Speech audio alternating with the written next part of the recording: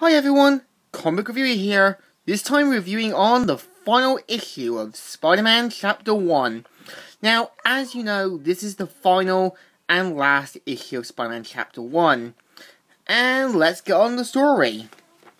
It starts off how John Jameson is marking about how this is it, this is the end of Spider-Man, and starts jumping for joy, saying, "I knew it!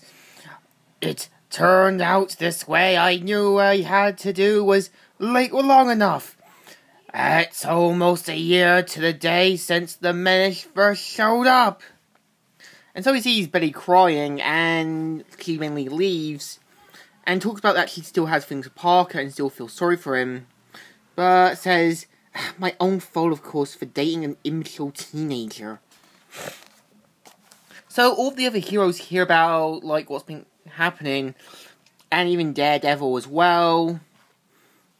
And Daredevil thinks that there's something must be up, and he might have had a reason to why he had to leave so badly. So we're going to with the Fantastic Four, where Johnny's like, "Yeah, I know me and Spider-Man having always had a kind of rivalry going on, but it was pretty much a friendly one." And so Johnny Storm leaves off, saying, "Not a thing, Reed. In fact, I wouldn't say we were winning. I gotta get out of here. Gotta clear my head." And so we see Aunt May recovering, Ian talking with Anna Watson, and we see Flash Thompson talking with a guy saying, "I tell you, Spidey wouldn't have run out of there without a good reason. Face it, Flash Thompson. Face facts. Your big hero is a coward." And Peter is actually amazed that Flash is standing up for him. So Peter leaves off to try and sell himself off to a comic book series. But they say, "Why should I, Junior? In case you missed it, you're all washed up. Everyone knows you're a coward. And we only deal with real heroes." And Peter starts to take on some jaywalkers, but turns out they weren't doing anything. And Peter thinks that, "Yeah, I should have thought this through." And we see Sandman and Norman Osborn talking about their next scheme. And so we see the Doctor showing up where Peter is, saying, "She's alright, son. I was just passing by, and I thought I'd look in on her." And so they talk about modifying her prescription and to fit in. And I'm surprised that the Doctor isn't thinking, maybe I should try and give some free medicine, because you gotta think about it. This will probably cost more money to pay, and this is just the way hospitals in America make more money. And Peter thinks to himself what he should do, tries to call Betty Brant, but Betty doesn't want to hear it, and deletes the message. And so we see Peter trying to talk with Betty Brant, but she mainly leaves off. And James says, "What have you got for me today, my boy? Pictures of Spider-Man running around, hiding in a garbage can like the trash he is?" "No, Mr. Jameson. I've been too busy taking care of my aunt. Maybe later." And so we see Spidey trying to sell his web fluids to the scientists. But the problem is they dissolve too quickly, and Peter decides on what to try and do next. So he tries to take on Sandman with no effect, and ends up getting creamed. And Peter manages to try and stop this just in time. And also, just as his costume's badly torn, Spidey has to leave quickly. And one of the guys is like, "See that? Spider-Man ran out. Again? He really is a coward."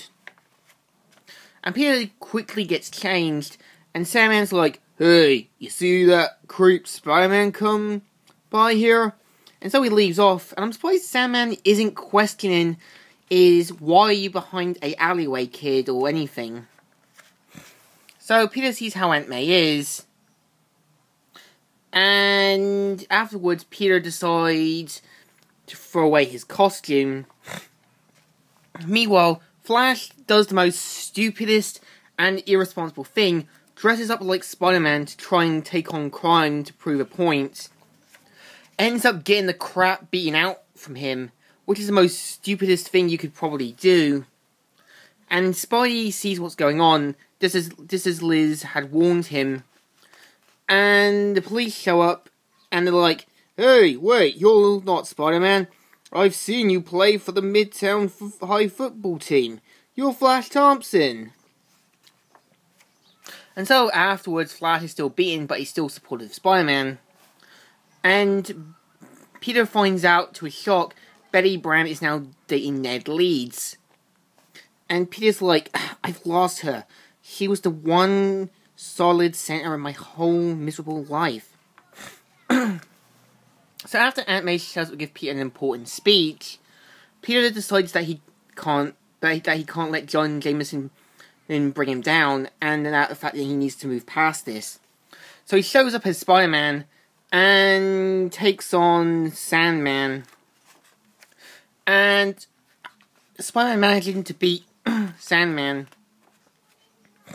It just then uses a kind of vacuum cleaner device and manages to say, "And that's it.